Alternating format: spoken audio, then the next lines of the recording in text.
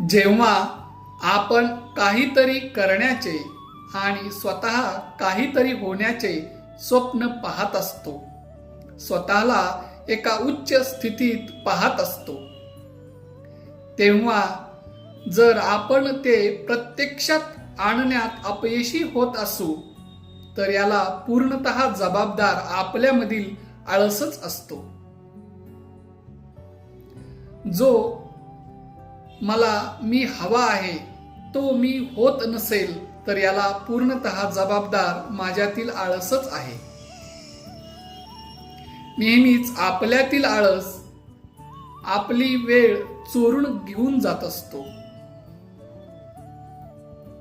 जेवढा आळस कमी तेवढे आपण स्वतःच्या ध्येयाच्या जवळ असतो.